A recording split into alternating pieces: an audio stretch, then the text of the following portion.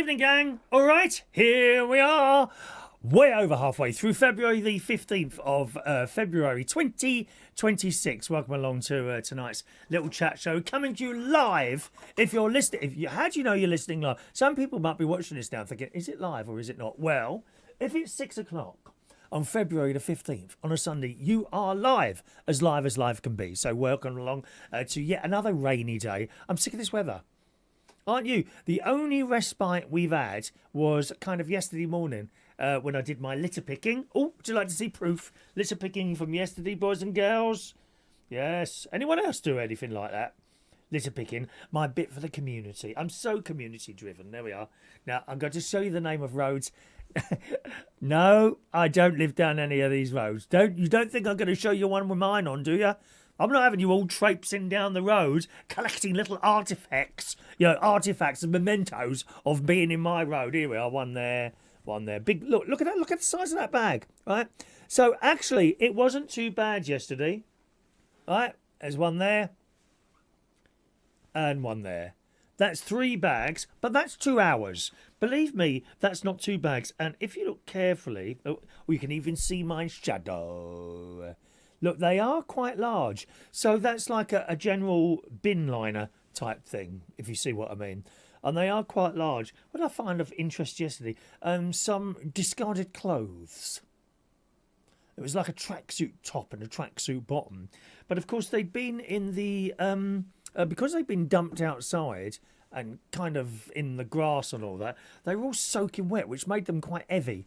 And once you get something like that in your bag, it's quite difficult to carry the damn thing along. So as you saw, they're all dumped at roadsides. So when I've done my litter picking, I dump them at a road sign. I take a photograph. I fill in a little form on the internet, and I send that to the council when they come round and collect that. Hopefully tomorrow. Sometimes it takes a couple of days. I did note there was a couple of bags I did last week, which are still there waiting to be collected for some reason. I don't know why, but that's how it is, and that's what we do.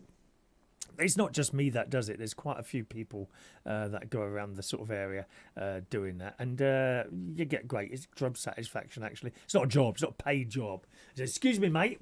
How much do you get for that? I'm thinking of getting a job where I don't get paid. Oh, okay, mate. And they walk off. No, I won't do anything for nothing. Do you know, I perish the thought that someone might do something for nothing, that might benefit other people other than themselves. God, dear, we all know those, don't we? Anyway, so that's what I've been doing today. Yesterday, and it was a nice day. I left the house I was a bit late yesterday because I was very, very busy recording Saturday morning the brand new comments and questions show. I don't know if you saw that yesterday. I don't know how well that did, actually. I didn't expect it to do as well as the normal videos because obviously if you haven't commented or haven't sent in a question, you wouldn't have a reason to watch it. Although, I mean, I don't know. Do you? Or do you just watch it for perhaps other people's comments and questions? I don't know. Honestly, I don't know. So I did that yesterday morning. Unfortunately, my little white, those little white microphones I've got, one of those has gone funny. Well, it's not actually that. It's the charging case which has gone funny. Now, they've already replaced that once. And the replacement one worked for about less than 2 weeks, about 10 days. And it appeared exactly the same fault in which side it doesn't charge, right? So you get I haven't got the old case here, have I? No. You get a little white case like that.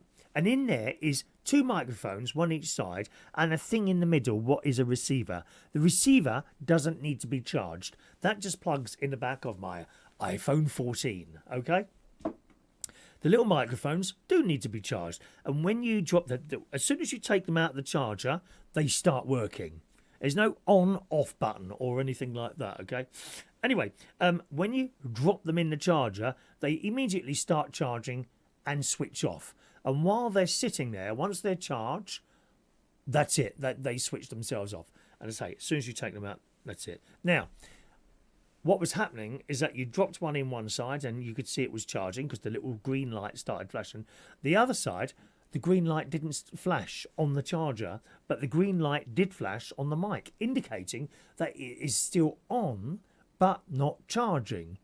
So, and I swapped the mics over one side to the other, And that didn't make any difference either. You know, that one then didn't charge, so I assumed it was the charging case. So I sent that away. A new one came back, and the new one worked for 10 days, and exactly the same fault appeared. So I wrote to the company, Rode, Rode. They're very, very well known for people that do sort of this type of stuff and go out with cameras, and some good people and some awful people as well. My personal favourite, come on, who is it? Hannah Ricketts. That is correct. Hannah Ricketts is my personal favourite at the moment. There are other brands that are out there, but they're quite a well thing. And I wrote to them, and very, very quickly they said, send it back to us. Send us back the whole thing and we will replace it. So hopefully this will sort out the little problem. Meantime, what did I do yesterday? Because now I didn't have a little microphone. Now I could, of course, just have that in front of me, you know, and use the microphone on there. But it always sounds a little bit, you know, in the distance, if you see what I mean. So I did have 2 other microphones that someone got me, so I thought I'd use one of those. But actually, the sound quality, I was a bit disappointed. Then it's not terrible, it's not unlistenable, but it's certainly got a slight little bit of distortion on it. And I got to the end of, I think it was about an hour and 10 minutes in the end of reading comments and questions out. And then I play back. I don't watch the whole thing. I can't be sitting there watching my own videos, or that would do my head in. Can't think why anyone would want to do that. So I what I do is I play bits. You know, okay, that sounds all right, and then go forward like 20 minutes. Yeah, that sounds okay. And hope that the bit in the middle sounds okay as well. Well, I started playing. I thought, oh no, and I listened, and I thought, oh no, the sound's not right. And for me, that's more important than the picture, the sound.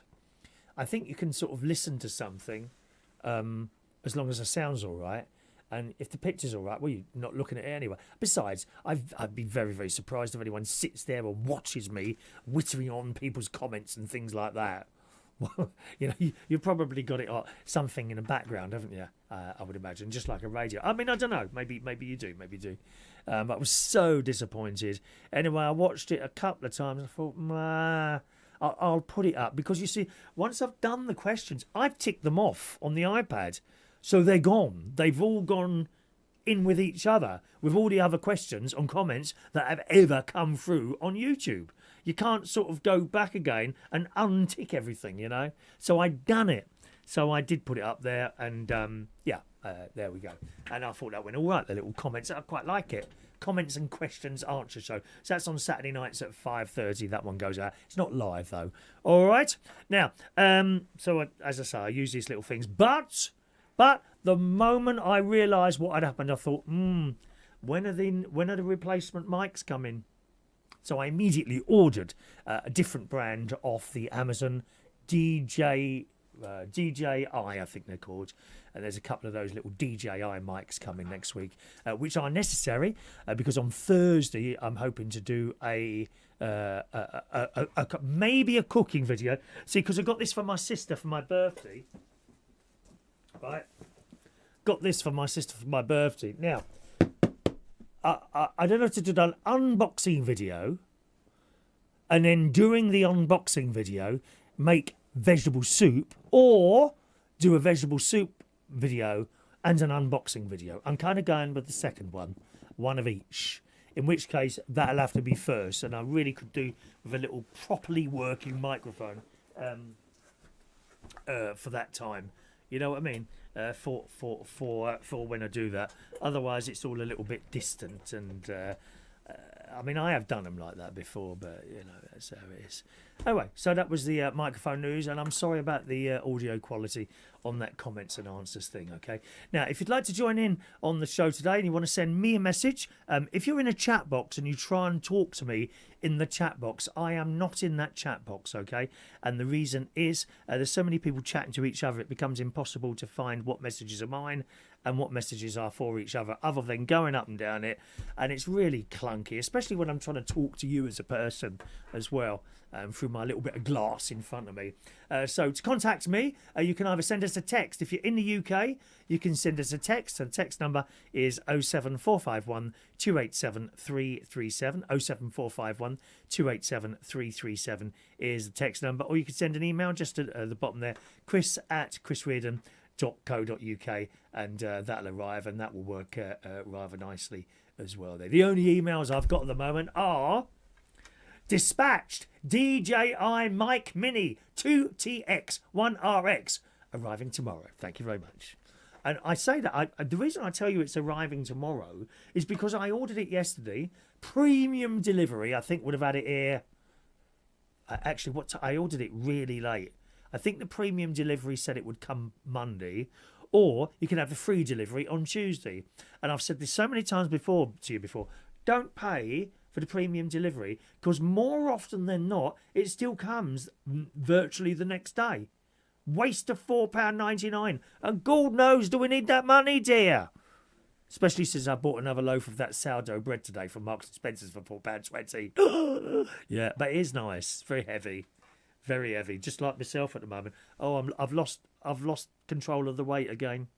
But don't worry, it's Ash Wednesday. Yes, crisps, cakes, biscuits and bread. That's the hard one. Bread to be given up on Wednesday for 40 days and 40 nights. Yes, okay. So we'll see if perhaps you want to lose weight with me. Should we do that? Didn't old Terry Wogan used to do that? Lose weight the Wogan way, or was it Fat Fighters or something like that? Do you remember the fat cow on Little Britain who was vile to everyone? Do you remember her? She was funny. Oh, she was fun. I used to love Little Britain, didn't you? I always found that other bloke a bit smarmy. Not the fat one, the thin one. What's his name? David Walliams. I was never... There's just something about him, and I can't put my finger on it. A bit smarmy. You know, not my favourite person. I was never really keen on him, that one. And I quite like it when they do the ladies. We are ladies! We are ladies! That was quite good as well, wasn't it? Anyway, some of your messages already. Thank you very much. Good evening to Mark Bowles. Oh, he's not with us. Won't be with you till late, as I'm at a darts competition. How rude. A darts competition. Oh, thanks a lot, mate. Appreciate that, don't you? Wow. Some people, you think they're friends. Little darts competition with their mates. Oh, no, I'm off. Just like a cat. Thinks he's got it better elsewhere, goes and plays darts with his mate. Very disappointing, Mark. Really disappointed and hurt by that, my dear. Oh, well. Thank you, Mark. Good evening to Patricia in Manchester. Mr. Gary Ross is here. Good evening to Jason's son. He brought me in some of his own made sweets yesterday. Thank you, Jason. Shania's there on the Isle of Wight. Evening, Shania. Paul and Lou are there in Birmingham. Evening, Paul and Lou. Jet in Canterbury. Hello, Jets. Little Jets. Says, in the UK, a goldfish named Tish, the beloved pet of Hilda and Gordon Hand, died in 1999. A moment of silence.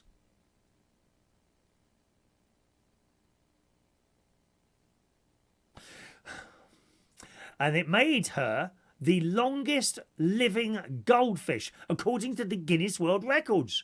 The Hand family got Tish in 1956 after their son Peter won the fish at a fair. I always thought that was very cruel.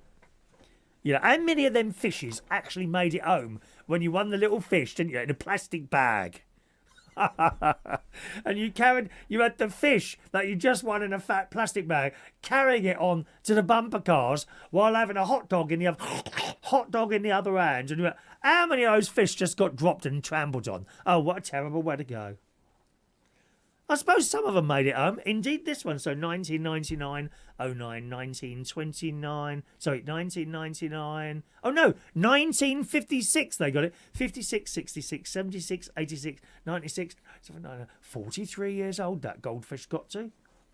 You didn't know that, did you? You can actually have old codger goldfish. Name Tish. Tish the fish. But he's dead. Another moment of silence. Please be respectful. People are dead. Well, goldfish. Thank you very much. Look at that, Jet. Thank you, Jet. Good evening to Zoe. Hello, Zoe. She says, good evening, Uncle Chris. Good evening, young Zoe. How are you this Sunday evening? I'm feeling a bit better today. Not too bad, Zoe. I feel blocked up again. I mean, I have the IBS. Oh, it's bleeding terrible. And the last 2 days, it's been particularly bad. It really has. I feel all blown up down here. It's horrible, horrible. In fact, it really mucked my sleeping up last night. It was awful. I went to bed about 1 o'clock in the end after getting home from work. Brush teeth, do asthma thing, have a little bit of a wash. I like to wash my face before I go to bed. Got into bed, and I went off with just this stomach just felt big.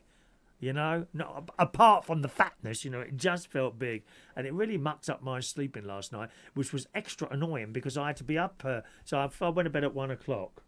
I had to be up at 6:45 when it's my turn to play the organ, which is every 3 weeks. I do 8:30 and 10:30 masses. And I have to say, once again, the 8:30 choir today were in particularly good voice, especially the last hymn. Alleluia, Sing to Jesus, which went very, very well indeed. Would you like to hear a snippet? I don't know if I can do that actually on here. Would you want to have a little snippet of my 8:30 choir finishing off and me playing there? Let's see. Only a few seconds. All right. Let's watch live. Is this going to work? I don't know if it's a work or not. 8:30. Yeah, I get to do it every 3 weeks, and there's another bloke who does it, and there's a really lovely lady, Sheila, who plays the guitar. And when I'm ill, and this has happened once, twice, 3 times, I think, she starts coming round with little parcels of food with her husband. Isn't that nice? I'm having dinner with her in a couple of weeks. Guess what we're having? Because it's her who introduced me to jalfrezi. Yeah, jalfrezi. Come on, what's happening here? Are we playing here? They're all... No, I can't see what's happening here. Might be, Is that working?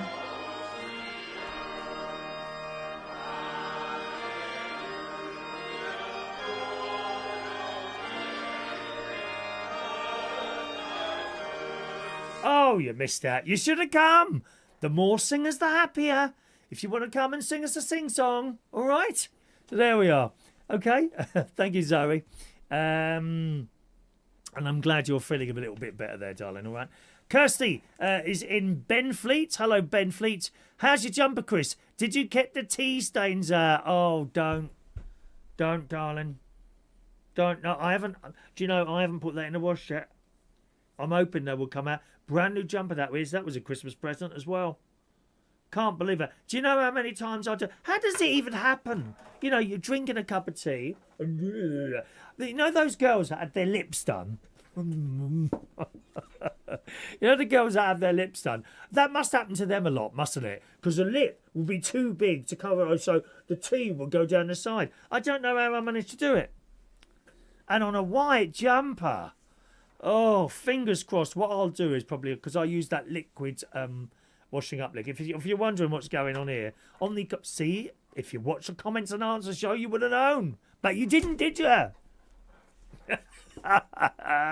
If you watched that, I was drinking a cup of tea and I had this white Ralph Lauren knitted jumper on, which my mate got me for Christmas. I'm drinking the tea and little dribbles. I know you, first of all, you feel it, don't you? Go down your neck. I thought, oh no, here we go. Oh, I was so disappointed. Actually, Kirsty, did you find was the sound all right? You must have noticed the difference, but was it listenable, or did you think? Be honest, did you think, oh no, I can't be listening to this. This is doing my head in, the bad sound, because that's how I'd be, to be honest.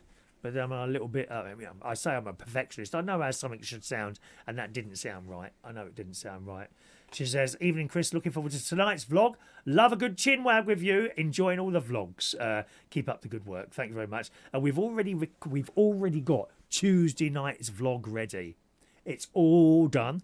That will be out at 5:30 on Tuesday afternoon. Okay, and it's me doing some DIY. Now, those of you that have been with us for years, and we have been doing this for quite some years now. Those of you that have been doing this for years. Watching this for years will know my DIY is absolutely abysmal. It's really bad. Seriously bad. Did I learn anything on Tuesday? Wait and find out. Also, a little trip to Wix. But that actually, in Wix, I was having to use the temporary mic there as well. And it was a bit of an issue in Wix. And I got out the car, and from the moment I got out the car, went into Wix, went around, talked to some man who actually turned out to be a woman, and until I got back to the car, the mic didn't work at all, and it was silent, so I've had to talk over that. Very professional, dear. Talking over, narrating. Here, I'll spell that one. Narrating. Okay, so that's at Tuesday night at 5:30 on this channel. All right. Good evening to Ayaga. She watched it with no issues. I'm glad to hear that, Zoe. It didn't. Sorry, Kirsty. It didn't bother her. Just a minute. I'm blooming hot in here. Alexa, turn off studio air. Okay. Yeah, I'm glad it didn't bother you too much. Thank you very much, Kirsty. There. Maureen's with us this evening. Good evening, Maureen. She was banging them out at the karaoke on Friday night. Evening to you, Maureen. Hello to you, my love. Hello to Mike Rees-Ponto, who's back from his holiday in Torremolinos. Torremolinos. Hope you had a nice time there. My sister was quite close to you, actually, while you were over there. She was in Torremolinos. Is that Canary Islands? Sorry, I'm a bit thick where it comes to geography and most other subjects, to be honest. Geography, maths, RE, music, all unclassified grades. Excuse me, physics and English, grade C. Thank you very much. I'm useless. I was useless at school, academically useless, really was. But I like to think I've got like a bit of a sense of humour and a sense of common sense. I've got common sense, you know. You know this is true when I tell you there's a lot of young people out there who are far, far more intelligent than you and me, but they have no common sense. Thank you very much, Mike. Yeah, she was in Fuerteventura, my sister. And had a lovely time there. They had a lovely time there, her and her husband. It was nice weather, better weather than I had while I was there. Not that I'm complaining, because I had a nice time there. I know there's a lot of you here because of those Fuerteventura videos. I know. And I had a lovely, lovely time there. I really did.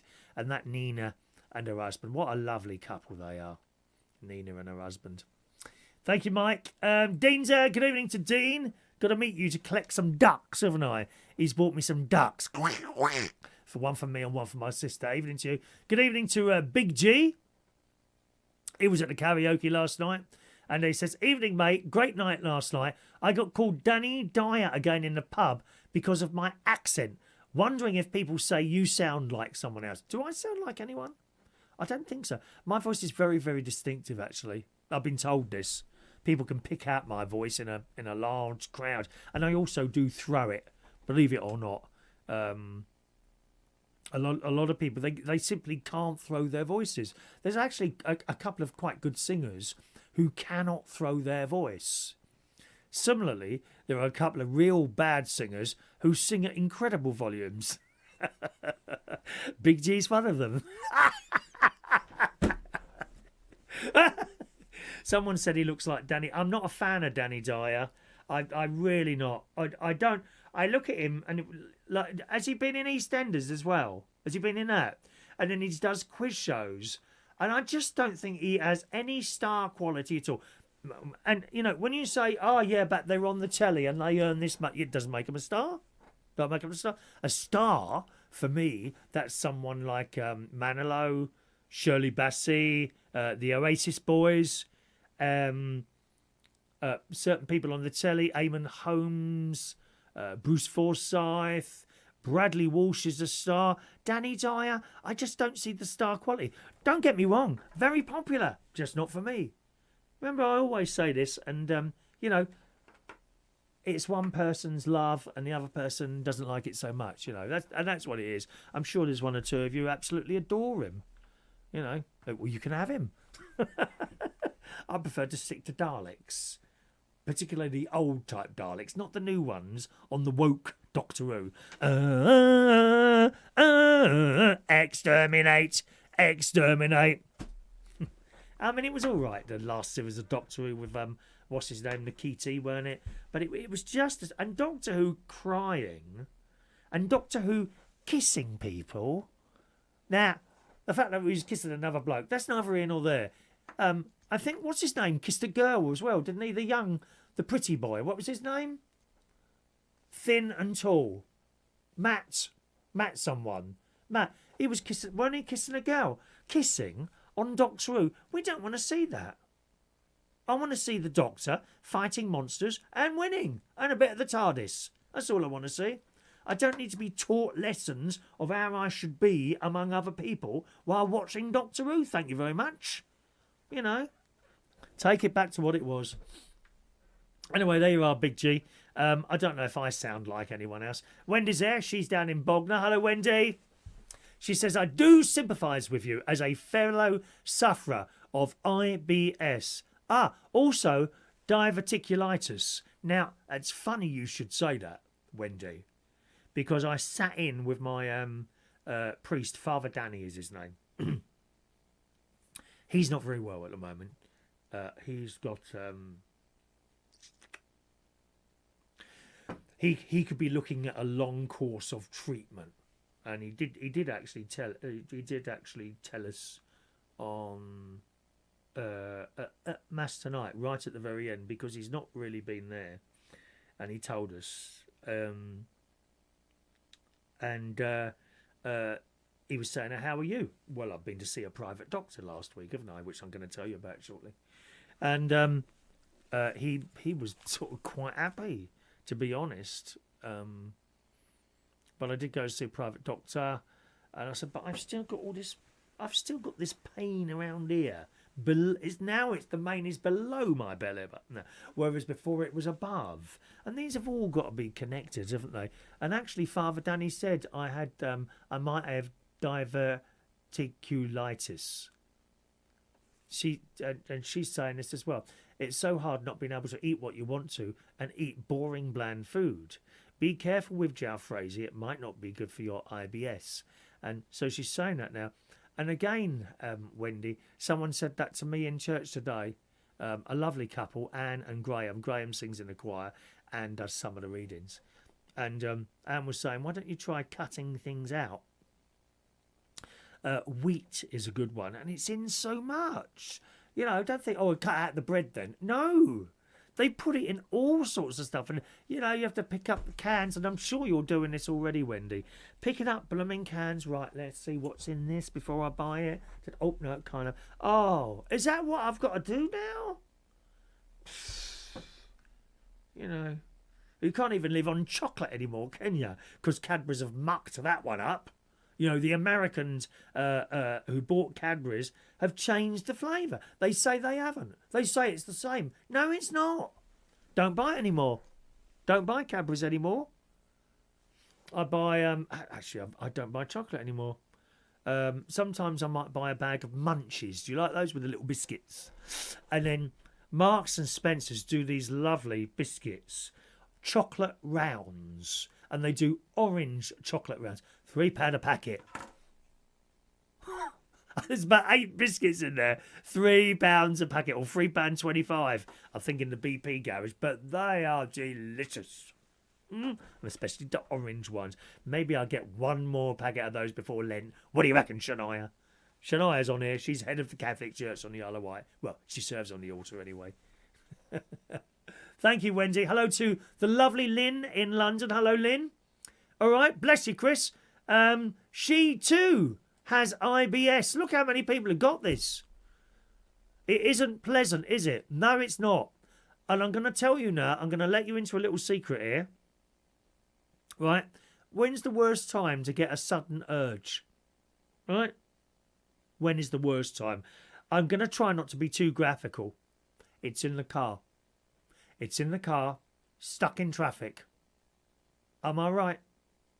Yeah. It's happened to me a couple of times. I've not had the accident yet, but my word have I come close to it. I really have. And the funny thing is, you can be driving along sometimes, flying along in my Honda spaceship, because I don't have a car, I have a spaceship, a Honda spaceship. You can be flying along there, and everything's fine, and you think, oh, I hope the stomach doesn't play up. And within a couple of minutes, you stop. Oh, I swear some of it's in your head. It's got to be, isn't it? And once you've thought that, that's it, mate. It just, oh no. And I have pulled over to a random restaurant or a pub before. I'm really sorry, can I use your toilet? Oh, well, look, here's a £5. I've done that. Oh, no, you don't need to pay. Take the money. I'm just glad to be able to use it. And once you've done it, that's it. That's fine after that. Doesn't happen again. I'm sure some of it's in your head. And I try to go before I leave the house now, especially on the journey I have to work into King's Cross on a Friday and Saturday, because that can be anything up to 2.5 hours. Last night it was 2 hours and 5 minutes because they've closed one of the main roads. Friday night it was 1 hour and 55 minutes. That's how long it takes to do 35 miles from here to King's Cross at 4 o'clock in the afternoon. It's an absolute nightmare. So, here's the little secret. Last night I'm at work. I do a lot of internet stuff while I'm at work, you know, while someone's singing, lights are on, sounds okay. Okay, let me just look something up. I'm often on Facebook there, replying or sending people messages. I typed in Amazon, portable car toilet. You're with me on this, aren't you? Those people with IBS are absolutely with me on this. I don't know if any of you have got one. And it is a case, literally, of pulling. By the looks of it, I hate it. By the looks of it, it's a case of pulling over somewhere, pushing your front seat forward, getting in the back and sitting down with a plastic bag in this thing.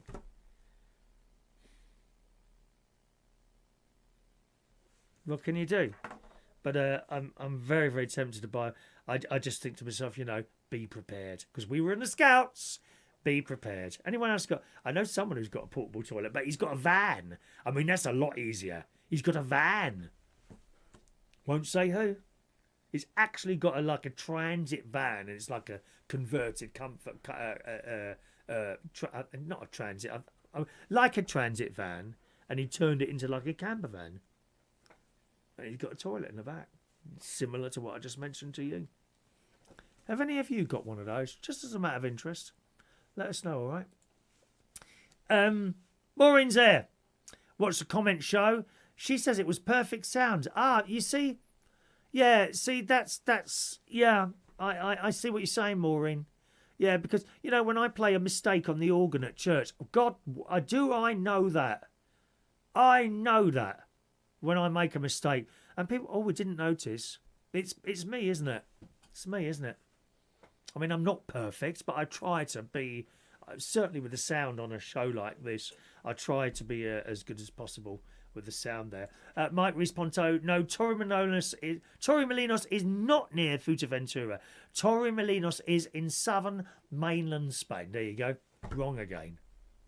I'm just so thick. I wonder how I'd do on The Chase or something like that. Or better still, Ask the Family with Robert Robinson. He's probably gone now, isn't he? I suppose. Kevin's in Edgware. Hello to you, Kevin. All right. Hi, Chris. I just realised I didn't give you my name, did I? It's Kevin. Hello, Kevin.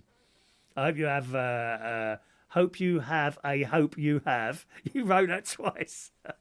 Hope you have a good night, and I've been enjoying all your videos. Keep up the good work. Thank you, Kevin. It's just a little bit of fun, that's all. That's all this is to me. I enjoy doing it, and if you can enjoy something then that I'm doing, then that's mainly what it's about for me. Yeah, it's mainly what it's about for me. It's not about making money. I am making a little bit of money on YouTube now, funnily enough, mentioning that. I think this month I'm getting a couple of £100. It's all right, isn't it? For doing something I love. Couple of £100. Some people live off it. You know, it's their job. Like, for example, my sister and husband. It is their job. And they are quite intricate in working out what they think people want. And they channel all their energy into whatever it is they think they want. And when they think something's, oh, no, they're not interested in that, they move on to something else. Whereas me, I just sit here and talk rubbish for an hour or two, because my money comes from, I'm a landlord. When mum and dad died, I put my money into flats and things. That's 25 years ago. I've still got them now. 26 years ago, and I've still got them now. And the rent comes in, and that's how I'm able to do the things that I do. That plus, of course, the karaoke jobs, which they pay all right, you know. Could I live off the karaoke? Not 2 nights a week, I couldn't. No, I don't think so anyway. Maybe just. No, maybe just. That's a lie. Maybe just. Especially at my age. Because if you've been good all along, you know, and you get to sort of over 60, hopefully you've been paying down your mortgage. Now, you might still have a mortgage, but hopefully by 55, you've paid down some of your mortgage and you're not paying out so much anymore. Not everyone does it, though, you know. Not everyone can do it. You know, I always think there's a bit of luck involved in life, don't you? You know, unless you're born with the silver spoon in your mouth, like David Beckham, David Beckham's boys. You know, whatever they want, he just goes and buys it, doesn't he? You know, that's a silver spoon in the mouth. If you've worked up, then that's a different thing altogether, isn't it? So that's where my income comes from. So this is just a hobby. It's just a hobby, and I love it. I love it. It's not the thing I like doing the most. I'll be honest with you. I like doing the most my little radio show every morning. There it is. Look, okay. You can join us any morning you want to. Look at the time. Look at that clock. You want one of those? Anyone recognise that clock? I bet you do. Mike Responto will have seen that before. Okay, that's where I am at 9 till 10 o'clock every morning. Okay, is there a morning I'm missing out this week? Let me have a look. No, there isn't. No, there isn't. So that's where I am doing that. That's the thing I like most doing my daytime. This is pretty close to it, all right? Anyway, thank you, Kevin in Edgware. There's my nephew, Gary. That's why I won't get rid of the van, as it has a toilet in the back. He's the one with the toilet, my nephew. And as you've said it now, Gary, I'll tell him. All right? Linda and Leicester. Avoid chili, dried fruit and nuts. You see, chili. I'm a massive fan of chili. Oh, yeah. I make stuff a lot with chili, although I don't think I've had any this week. And I've got the issue. It doesn't... I haven't noticed, other than baked beans. I will admit, baked beans seem to be a bit of a problem sometimes. Not all the time. But apart from that, I wouldn't say that there's a particular food that's I have noticed that's upsetting me there. Gary Ross over there in Northern Ireland, he has diverticulitis and prostate problems. I usually carry a big Lenor or Comfort bottle in both of my cars in case I need to go when I park up, when I'm in a discreet car park or place to park. Yeah, that's not so bad when it's, a wee. It's the other thing. That's a bit more of a problem, but there we go. Hello to Mr. Carl Shaw. Hello to you, Carl. All right there. And he says, "Hi, is Chris nice blue shirt?" Yeah, it is dark blue. I thought you would have thought that was black. Does it come across as blue? Yeah, it does come across as bright blue with my flamingos. This is one from George at Asda. This one. It's a few years old now. Thank you very much. That is a few years old there. Thank you, Carl. I'm sure I saw someone else's flash up there. Hang on a minute. Another little name flash up there somewhere. Right,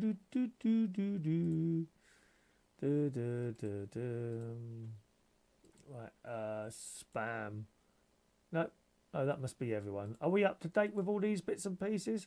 I think we are. Okay, lovely. Just a reminder, gang, if you're in the chat box and you're trying to talk to me in the chat box, I'm not in the chat box, okay? To get a message to me, please text it. Text number up there.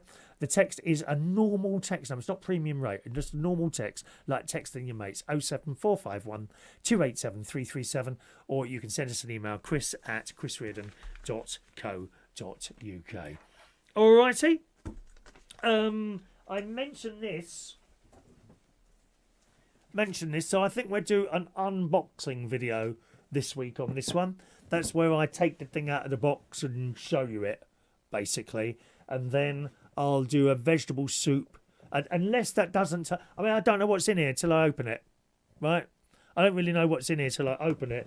But if that's quite short, then we'll move straight on to a vegetable soup.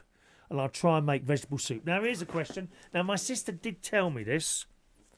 And it might sound a really stupid question to you, this, right? Okay. Oh, hello. There we are. I knew there was another message there. Carol in... Oh, Kensington. Thank you very much. You see, we're getting the posh people now, mate. Yes. Where's these people in Essex? In Benfleet? Kensington, dear. You can only ever dream of owning a place there. Me too. Oh, we've got someone in Kensington. I've made it. That's it. I've made it now. Kensington. Huh? It's just down the road from Knightsbridge, Chelsea, all round that area. Carol in Kensington. Yes. Carol in Kensington says, I'm a new fan of yours and your sister's YouTube channels. She too has diverticulitis, is it? It's awful. Can't eat the things I used to eat. Well, there are just certain things, aren't there, that are just awful and you get them and there's not an awful lot you can do about them. You know, hold on with those pictures, Carl. I can't keep up here. And that one of me playing the organ looks nothing like me. That looks nothing. Come on, look at the face. He's got to be using that Chat GPT. There's this thing called Chat GPT. It's actually quite good. That's where all the thumbnails for the YouTube things come from now. I type in the idea, might send it a picture of me, and it makes something up. Except the picture of me and my face often doesn't look anything like me. It changes it. My sister said the same thing. When we were doing the bed thing, I think she weren't too happy with the picture that it produced of her then. But I think we left it in the end. She said, no, just leave it, all right. You know, it's just one of those things, isn't it? Okay, so where do we get to? Where's my list of things to do? Want to just give you a little tip here. How to read newspapers free online. Do you read newspapers free? Take, for example, the Daily Mail, right? Let me just click on something on the Daily Mail now, and that will remind me what actually comes up when you have to type something in. That's it. If it says like exclusive or something like that, there we are, exclusive. Oh, M+. So I click on that and it will come up with a bit of a story there. Is that M+? And then it says, subscribe to continue reading. We don't subscribe to newspapers, dear, or anything else. Funnily enough, Father Danny said today, you got Netflix, haven't you? I said, yeah, I've got Netflix. He said, have you got the Apple one as well, Apple TV? I said, good God, though. You know, one is enough, dear. How much telly can someone watch? Yes. Subscription for this, because there's people out there paying £200 or £300 subscriptions, various things each week. No, I'm not having any of that. Thank you very much. And the newspapers, Daily Mail. So to continue reading this story, a little message has come up telling me, Daily Mail, subscribe to continue reading. First month free, and then 99 pence a month. I mean, that's how it starts. Remember the congestion charge. £5 that started at. What's that now? £17, is it? £17.50? Thanks very much. Dalek Khan it is. I am Dalek Khan. I run London. You will obey. Obey Dalek Khan. Yeah, him. Oh, it's about £17.50 now. The congestion charge.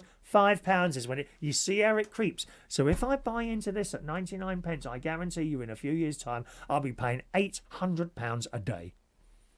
Absolutely. We're not having any of that. Right, listen. And Stu, no, is Stu and Sarah with us today? They're usually with us, aren't they? Maybe they're at bingo, something awful like that. I like bingo. Do you like bingo? 5 and 9, 59. 6 and 2, 62. Two fat Chris's, 88. Right, there is a little website called Website Archive. If you type in Website Archive, I think that will bring it up, or I can give you the exact web address. Do you have a pen handy? Oh. Go on then. I'll wait. Have you got your pen handy yet? Come on, chop chop. Get your pen handy. There is a thing called Archive Today, web page archive. So, the address of this, what I've got at the top in my address bar is https://archive.is. All right, once again, https://archive.is. And it will bring up two little boxes, like long boxes. One says, my URI is alive and I want to archive its contents. Okay? What you do is go back to your Daily Mail page. You highlight in the address bar the page that you are looking at. So if you've got your page up there and this is the one that says subscribe, highlight the address at the top in the bar. So in this case it says dailymail.co.uk/lifestyle/love, comma, love dash sex /article. I don't know why it says nothing to do with. I suppose it is really. I fell head over heels for a dark-haired, broodingly handsome mime. Well, you're not the only one, love. Plenty of those up the gym. Sometimes I lift my shorts slightly to try and attract them. Nothing happens. 25 years later, we're still together, and I've realised how truly stupid I was to marry him. But you can't read it, right? So, as I say, you highlight the address bar, dailymail.co.uk/lifestyle, copy that. You can then go across to the web page archive thing, okay? That's https://archive.is. And in the red box, you paste the address. And then you click save. It will then probably tell you, it might then say, oops, I'm checking that you're not a robot. We are robots. You will obey the robot. So you have to put a little tick in a box, you know, that thing, I'm not a robot. And then it will take you through to it. And it will tell you this page was last archived so many minutes ago. And now you can read it. And it's there in front of you. And you haven't had to pay. Nothing illegal. Not like one of those fire sticks. How many of you have got those? They're coming after you. Is that on Sadiq's Khan list of taking another pleasure away from us? Anyway, so the whole page then comes up and you can read it as you would read a page if you didn't have to pay for it. Because, I mean, you don't have to pay for all the pages. It's just the really interesting ones. They put that behind a paywall. So I hope that's helped one or two of you there. Save yourself a little bit of money of looking up that sort of thing there. All right? Happy days. Lynn from London says, I've never bought a portable loo, Chris, but I carry a bucket in the car. Okay. All right. I already do that. And I've used it once. Oh. Not in the car. Not actually in the car. This one was late at night. I was coming down the main road. And I got this sudden pain. You know the pain, Lynn? You know the pain, don't you? The sudden pain. Oh, no. And I looked ahead. And there's a roundabout in front of me. With roadworks. And a queue of traffic trying to go around it. This would be 20 to 12 at night coming back from work. I need to stop. So where am I going to stop? Anyway, I actually managed to get through that. And I went down a side road with loads of houses. But middle of the night, I looked for a house that had no lights on. I pulled in, I opened the front door, I opened the back door, I got the bucket out with the bag in it. I say no more. Say no more. And as luck would have it, there was a bin. You know, always remember to line the bucket. But I just think there must be something better than that. I wouldn't like to attempt that in the back of the car. I just think I might fall over. You'd never get that out, would you? So, yeah, I'm already doing that, Lynn. She said, might be too much information. I don't think so, because we might be helping people with this. See? We'd have this conversation. We might well be helping someone else who has had this problem and is too shy to say anything, but might pick something up from either you or me or someone else, mightn't they?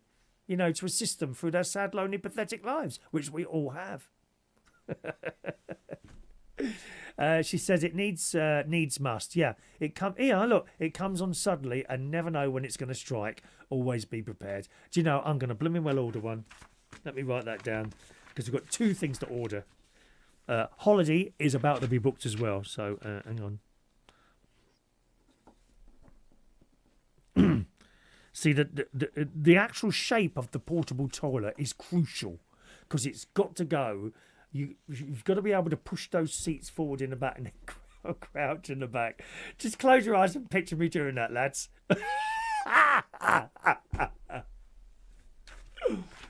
It's a lot more difficult than having someone in the back of your car. Oh, sorry, I'm not even going there.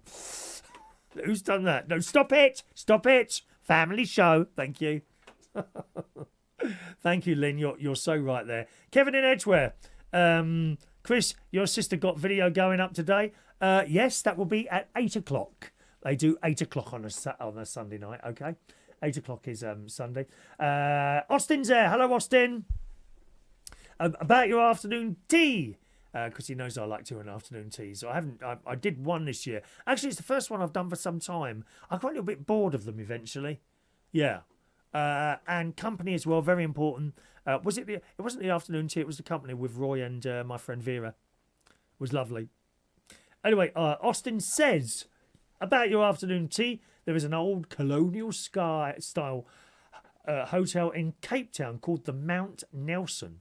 They do traditional afternoon tea.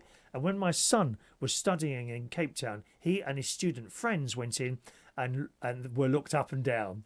They were politely asked to leave. No, really. Do you know? I don't think that happens in Claridge's, to be honest. And I'll tell you why. My mate who was a DJ, although this is some years ago now, to be fair, him and his mates, one day they finished DJing, and in those days they'd go on till 8 in the morning. Let's go into Claridge's for breakfast. So they turned up in their, you know what DJs wear, don't you? Rough as anything. They're not dressed up. Well, actually, some of the younger ones are now. They're very, very much more image conscious than the DJs of the 90s were. We were right tramps. And they walked in there and they we'd like to have breakfast. Yes, okay, so and in they went. As long as you pay the money, that's it. You know. I'm really sorry to hear that. I'm really sorry to hear that, Austin, that your son was treated like that. I'd send a letter in of complaint if I were you. Don't know if it'll get anywhere, but it's worth doing. Kirsty in Benfleet has just looked at Amazon for one. I need one for my emergencies as well. Look at that. Now, I might even have sent myself an email yesterday with a thing. Did I send myself an email with it in? Or I think I put one in. Let me have a look, Kirsty. Amazon. I think I actually put one in my basket yesterday. In my Amazon basket. I was humming and humming. Yes, I did. Right. The one I've put in the basket, £24.99, okay, is O-Traki. O-T-R-A-K-I. O-Traki portable toilet for adults. Compost toilet with curing agent. Now, it says that, but I reckon you can just put a plastic bag in there and be done with it. I don't know if that's too wide to fit in the space, though. Perhaps one or two of you have another recommendation of a portable toilet. Well, what's the one you've got, Gary? Let us know. Dottie's there. Hello, Dottie. Dottie in Mablethorpe. Hello, darling. Hello, Chris. Carl and Dottie here. Loving the emus on your shirt. No, flamingos, my love. Flamingos. Pink flamingos. They're pretty, aren't they? Thank you, Dottie. Welcome to the show. All right. Right. Soup. We're going to do the soup there. Let me just tell you about my experience. I paid a private consultant this week, medical type person. It's the first time I've ever done something like that, and the reason is the GP had put me on a list to see a gastrologist. I think that's the right word, isn't it? A stomach specialist, and I was referred to. In my opinion, the excellent Frimley Park Hospital, where I've had the. I was fortunate. Is that a fortunate thing to go to hospital? Yeah, because I was sorted out quite well in there. Well, I've been before, so I'm on this list, and I was referred in November after going to and from the doctors with stomach issues since last May. I think it was either May or March.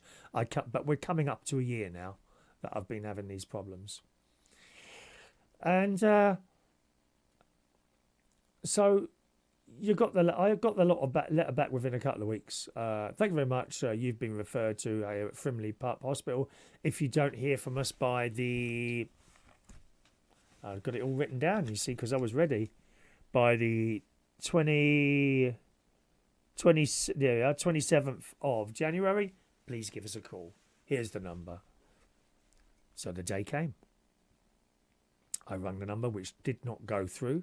It wouldn't work. I tried another number. That didn't go through either. I thought, oh no, where's this? I'll ring the switchboard. Rang the switchboard. I'm trying to get this number. I think I've got a wrong number. Oh, that is the correct number. So it was not working for me. It's just going dead. Oh, don't worry. I'll put you through. So I just put ring, ring, ring. Lady answers the phone. Hello, lady. All right. Thank you very much. Told her the issue. I'm very, very sorry. We have a long, long list at the moment of people waiting to be seen. I said, well, I was referred in November. Can you give me some sort of idea when I'm likely to see someone? And she says, I'm afraid we're now making appointments for people who were referred to us in February. I know I told you this the other week, but this is all part of the story. Oh, okay, thank you very much for your help. No point in shouting and screaming down the phone. It's not her fault. It's the people above. They haven't got enough staff. They haven't got enough equipment. That's how how terrible, what a terrible state the NHS is in, and it's not the fault of doctors and nurses and specialists. It's not their fault. It's the people who are holding the purse strings. You know when you go in those big offices in hospitals, well, you've seen it on like Casualty and things like that, great big thick carpets, oak desks, drinks on the side there. That's where the problem is, my dears. I think that's where the problem is. Put the phone down and I sat there and I thought, well, when does that make me? And I looked at my calendar. That makes me an appointment in October, if everything stays the same. And I thought, oh, blimey. One of the issues was I had been sent for a scan and had a gallstone. And it says it's a mobile calculus. I think that was the word they used, mobile calculus. And this thing apparently moves around in there and creates pain. Right? And I have a pain, and you look at it and it says on the right hand side. And I think, well, yeah, that's the right hand side. Well, that's the right hand side, yeah. That's where my pain is. Anyway. So I thought long and hard about this. My mate Roy is he just does private. He doesn't do normal doctors. He gets ill, he pays to go and see someone. And that's all he does. He's a consultant, although I don't think he's had to go down that route yet. He would pay to see a consultant. And it's been going on me for actually months. Chris, go and pay someone as that. And then a few weeks ago, I had a decorator in. Rob is his name. Absolutely delightful character. He decorates my house when it needs to be done. And he did my kitchen. And he's had back problems at the top, neck and back. To and from the NHS for ages and ages and ages. And eventually he paid to see a consultant. He said, Chris, when you go through those doors, you are treated completely differently. It's none of this in and out as quickly as possible. He said, and in the half an hour I was with the consultant, or the hour, whatever it was, he said he got more done in that half an hour and found out more than he ever did going to the normal doctor. And again, I don't necessarily think it's the GP's fault. They just don't have the time or the manpower to deal with someone. And I thought, you know what, I'm going to bite the bullet and I'm going to pay to see a consultant. So I rang the lady back at the hospital. Hello, oh yes, hello again, sir. I said, I'm so sorry to trouble you. Do I have any other options? She said, well, you could go private. Okay. I said, do you have any phone numbers? And she gave me a phone number of a clinic that is within the hospital that I would go to anyway. It doesn't bother me. So I rang this number. I come across this lovely lady at the end of the phone.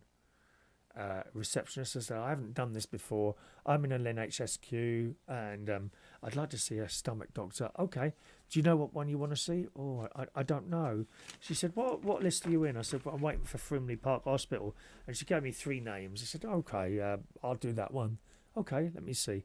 She said, we're a little bit busy at the moment. I can get you a consultation with him on Wednesday, whatever it was. And it was just under 2 weeks' time. So remember, my appointment looks like 9 months, 2 weeks. Now, 2 weeks would have taken me to when I was at the hotel for my little birthday break. So I said, have you got one the week after? She said, yeah, no problem. Let me have a look. How about Wednesday morning?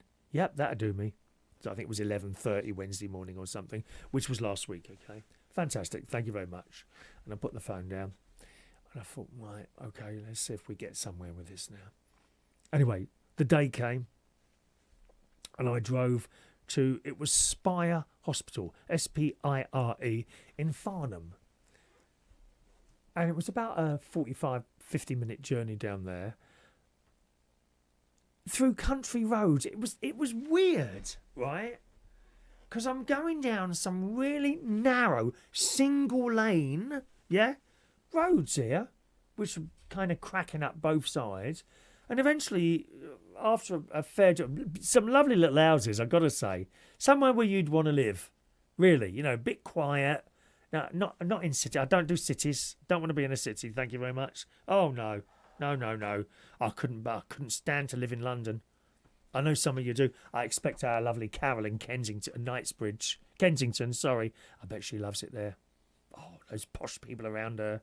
Pops in and out for afternoon tea, don't you, Carol? Anyway, so I'm driving down these little roads and then you kind of turn right and then at the end it opens up and there's this like fairly modern building in front of it. There's a hospital in the middle of blooming nowhere. I mean, I suppose the land was cheap there. I don't know. Anyway, so I pulled in and there's this car park which wasn't small, but my word, it was full up. This car park. They'd even, you got the main car park and another car park attached to it with just stones on the ground. So clearly they've bought that bit of land as well and tried to extend the car park. It's all full up. We want to see some of the cars in there. Obviously the consultants, Range Rovers, Audis. There was a couple of Jags in there. Oh, lovely cars. Lovely cars. I felt embarrassed going in with my Honda spaceship. But remember, I have a spaceship. They're just cars. And very quickly someone pulled out, so I've got his space. And got in the car, walked across the car park. Entrance fairly easy. It was a bit cold that day. Walked in the door, lovely and warm. Reception there, glass windows, and the receptionist is sitting in front of you. There's no glass between you and them. They are there. Hello, sir. Can I help you? Yeah, I booked in for da-da-da. Okay, sir. All right. Could you just fill out that form for us, please? Okay. Yeah. Thank you very much. How am I paying for this? She said, if I could just take your credit card, and we'll charge you. We won't charge you, but we will send you a bill. So you have to give them your credit card. American Express? Nope, don't want that one. Okay, fine. Visa? Yep, we'll take that. So she took that and I don't know if she put it through a machine or wrote down the numbers. I don't know, whatever. Okay, sir. You're for 11:30. I think it was about 10 to 11. I get to appointments very, very early, especially medical ones and things like that. So just up there and round the corner, sir. Help yourself to a coffee or a tea on that machine there. Oh, right. Okay. Thank you very much. I didn't know. And then of course, nerves. Again, those of you out there with the IBS will know nerves. Bring it on. Nerves are bringing it on. I don't know why, because it was a very, very comfortable atmosphere in there. There were clearly some very, very rich people in there. But there were also people in there who looked just like me. Obviously not as good looking as me, but they did. But you understand what I mean, yeah. So I sat down there and I had a little bit of a conversation. I mean, don't get me wrong. Oh, what's wrong with you then? No, I didn't do anything like that. So I looked over, the lady smiled and said, bit cold out there today, isn't it? I'm glad I'm sitting here. She said, yes. I said, it's the first time I've done something like this. I've been in an NHS queue. She said, oh yeah, me too. So, I'm not the only one in there. The staff looked all fairly efficient, sitting at desks. They weren't running around like the mad, which I have seen in NHS waiting rooms before, because they've got so much to do.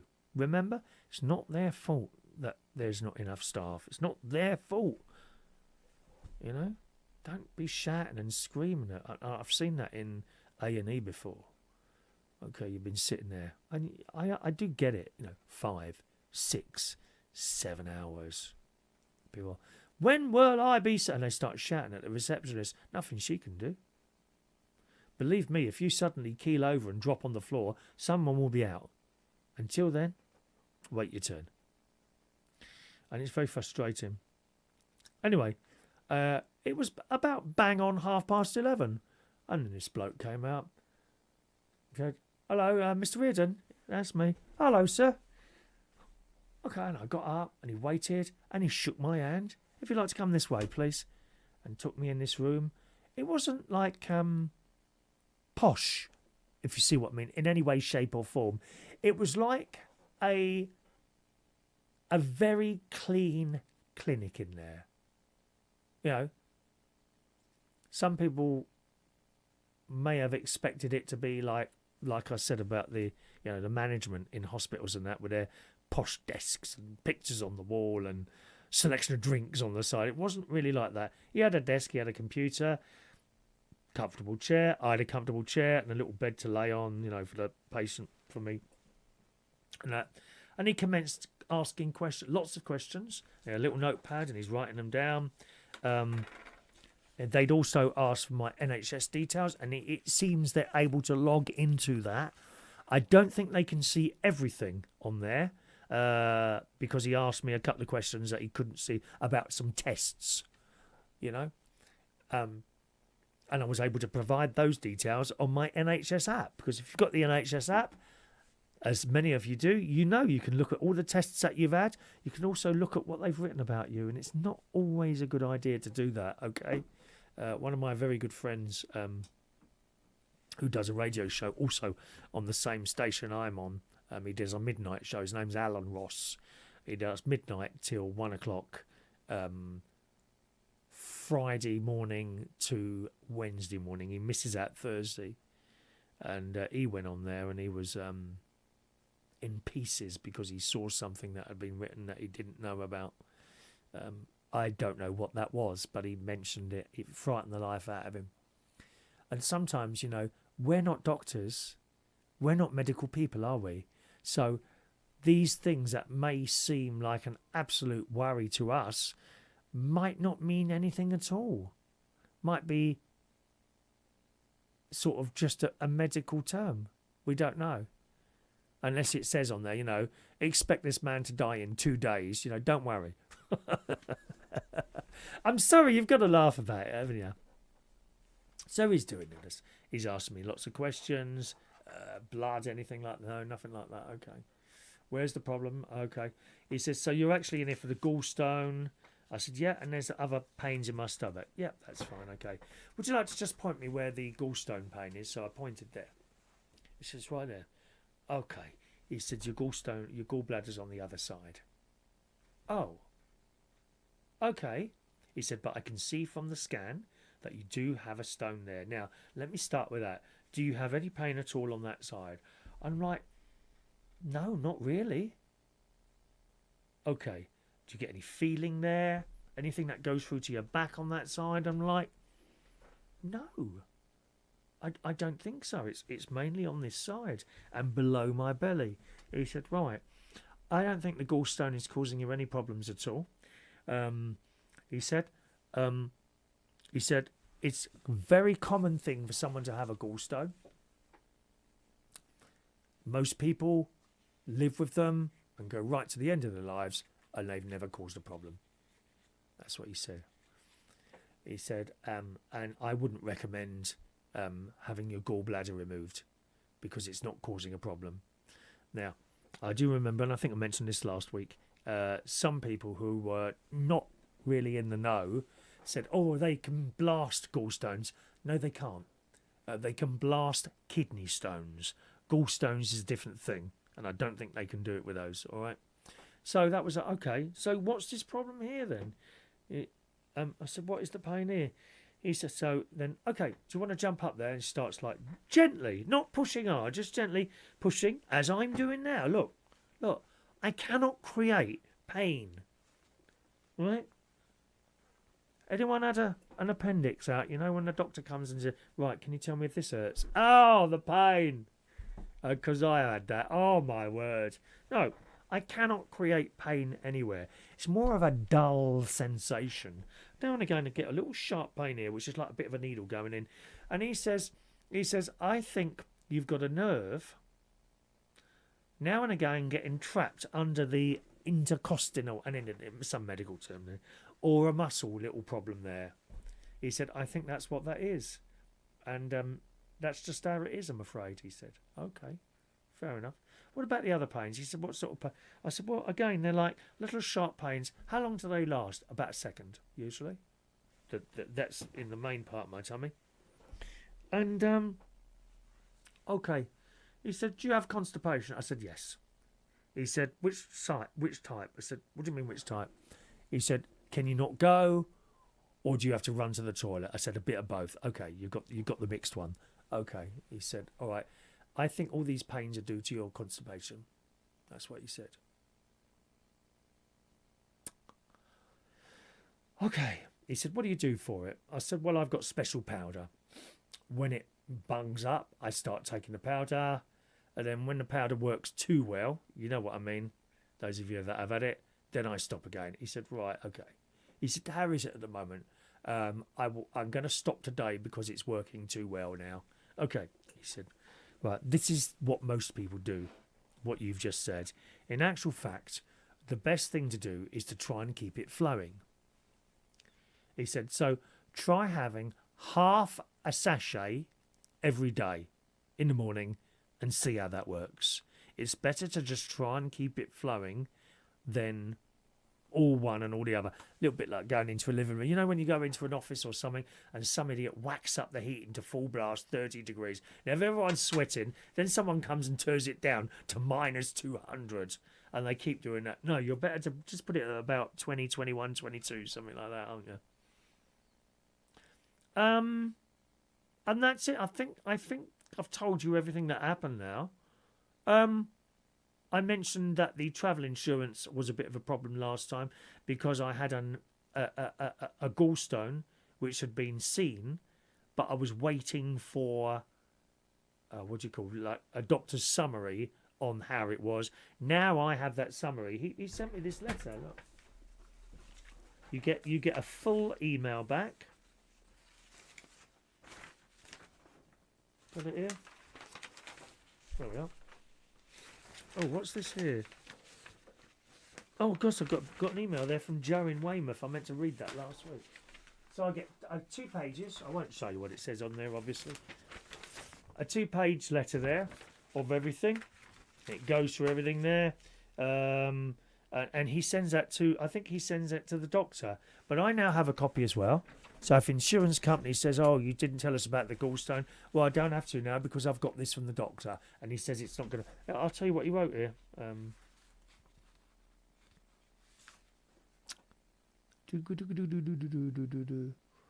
We had a long chat about his symptoms and reviewed his ultrasound scan.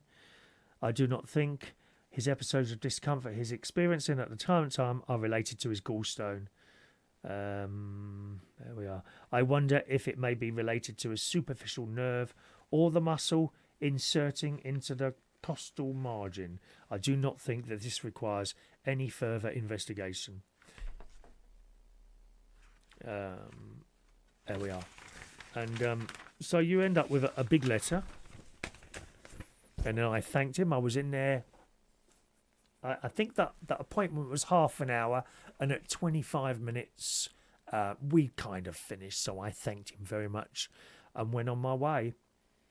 And I came out of there so pleased, really, that I was about to spend the money. I'd come out of there really pleased that I'd done it. And that now, as I sit here today, we've got this issue here down here. But he doesn't think there's anything massively wrong. And I'm kind of hoping the issue down there will clear after a few days. So I get the feeling this is just how it is now. And one of those things as you get older, if it's not massively serious and it's not going to put me in the box yet, then it's just something...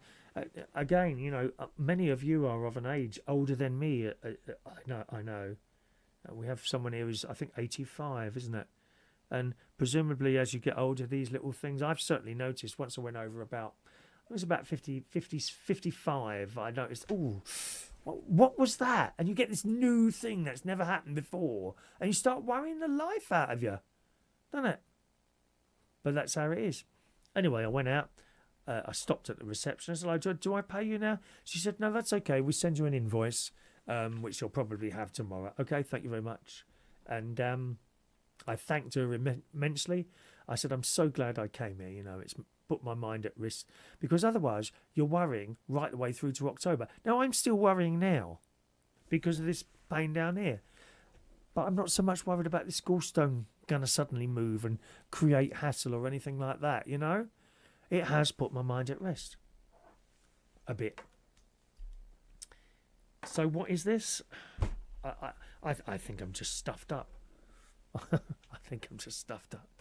And then the next day was about sometime in the afternoon. I got the bill. That cost me £240. It sounds like a lot of money. It is a lot of money. I mean, my head is like stuck in the 1980s where it comes to money. I would be horrified if I went into a pub and spent 25 quid, unless I'm having a meal.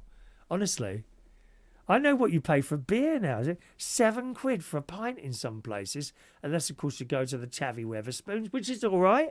It's okay. It's okay. Some nice lads drinking there. Sometimes I just go. I just stand at the door and gawp at them. So it was 240 quid, and that's 240 quid on the dot. It's not that plus VAT, although that cow in Parliament will probably want some more from that later on because she thinks we're all stinking rich. Well, no, I'm not. I'm comfortable. Probably many of you are comfortable, but not rich.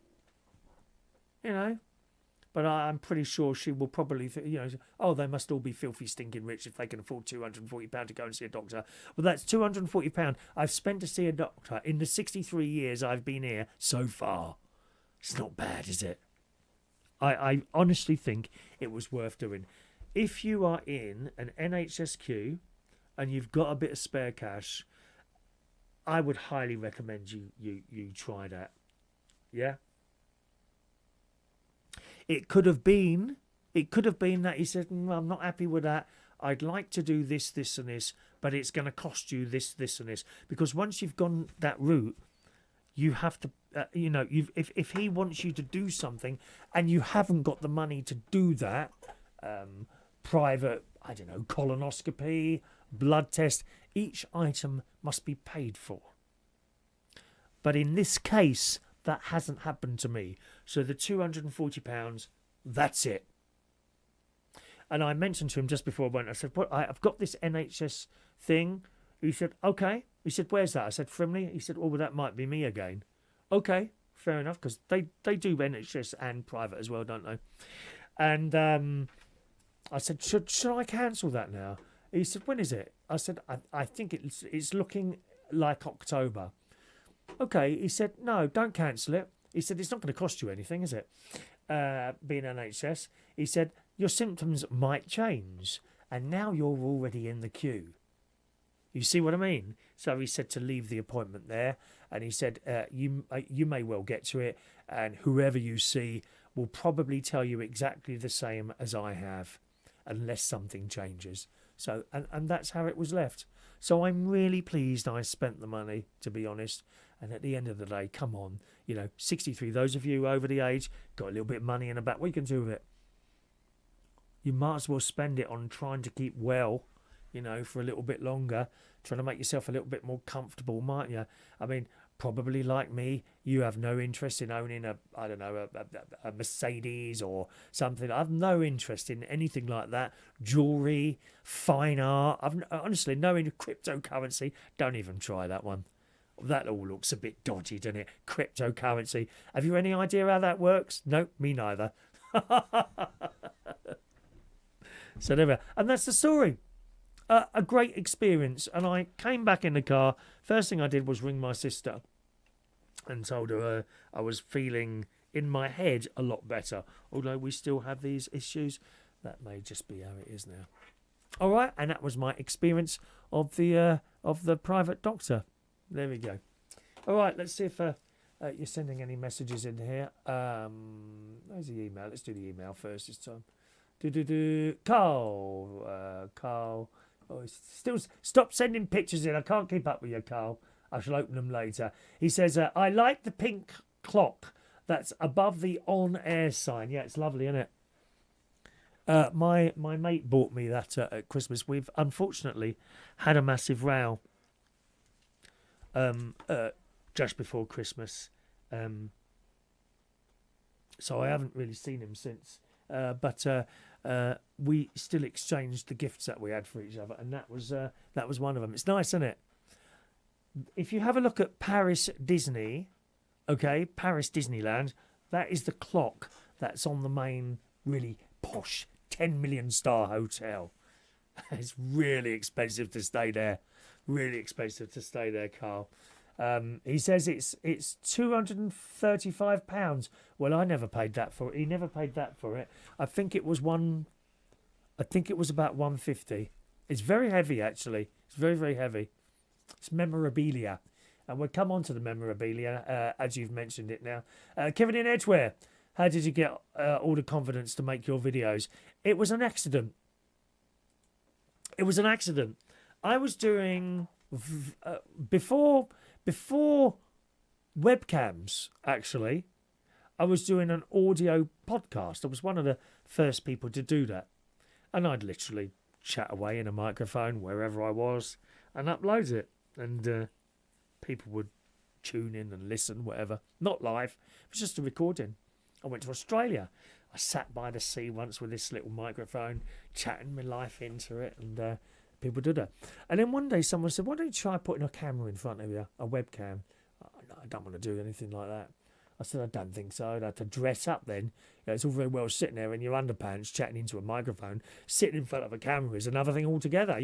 I think there is a way to look in front of a camera. Not just come on in your old bleating, I don't know, hooded top, or tea-stained jumper, which I ended up having on the comments and questions show. I just think you need to look a certain way. You know what I mean?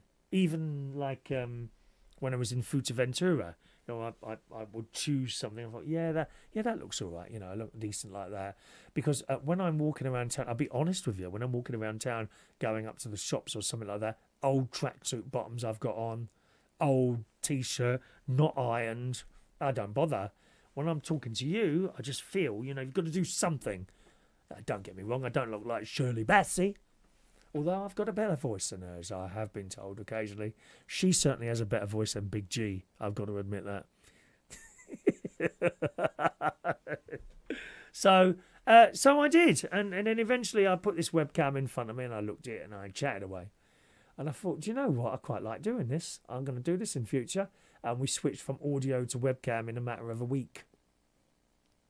And I started doing it. And I have actually been here quite a long time doing this. I've never really had loads of people watching, to be honest.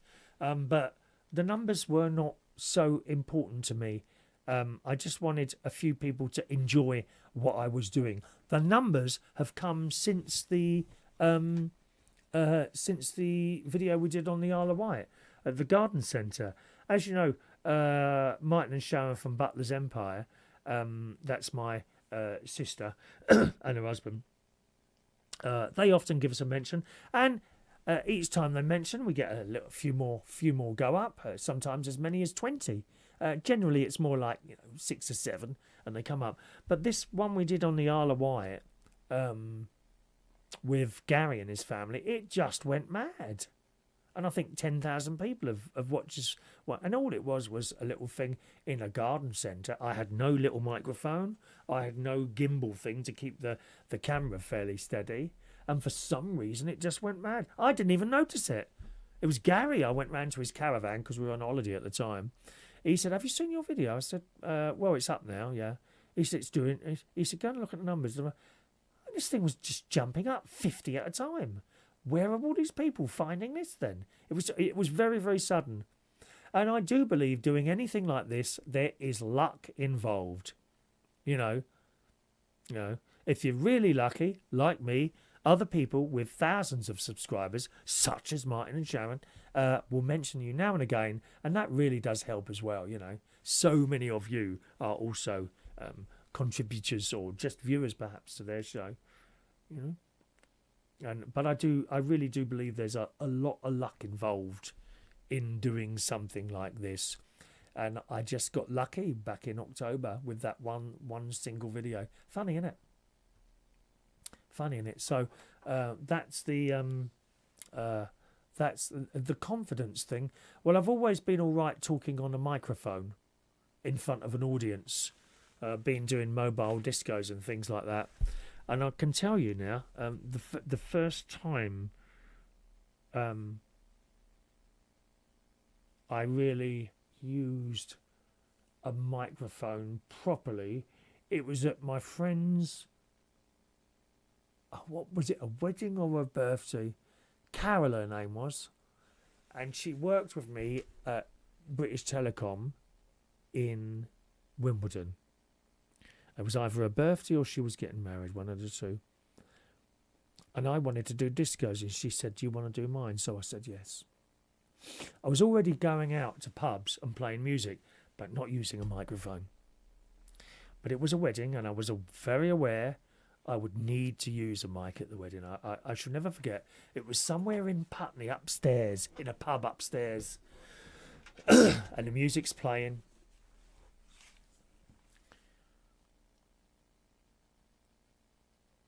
And I thought, right, you've got to talk now.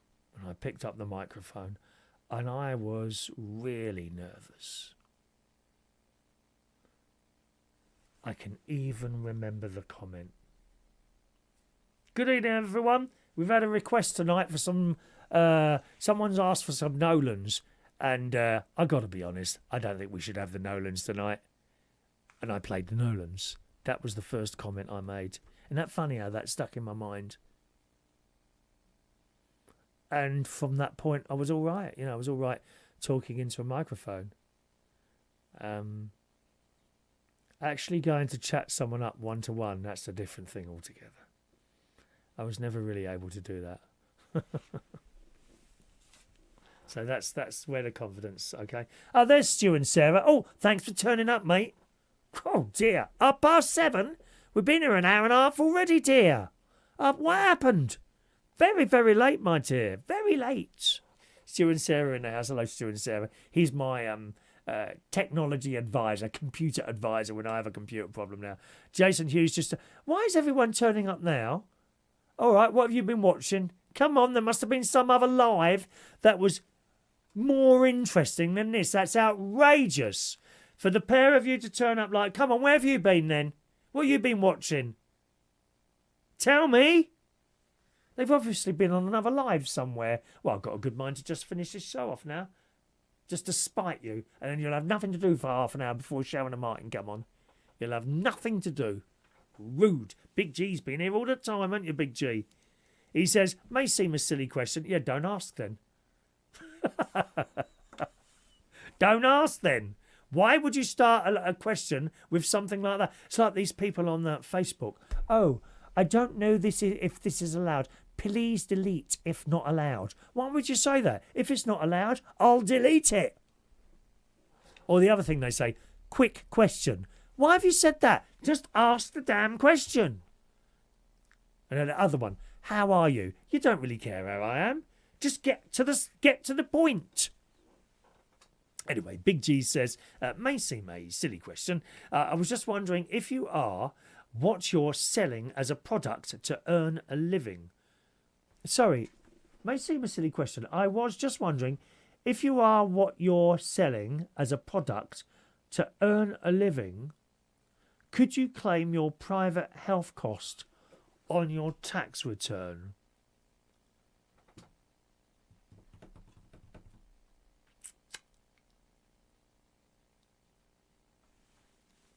Do you know, that's a very, very good point.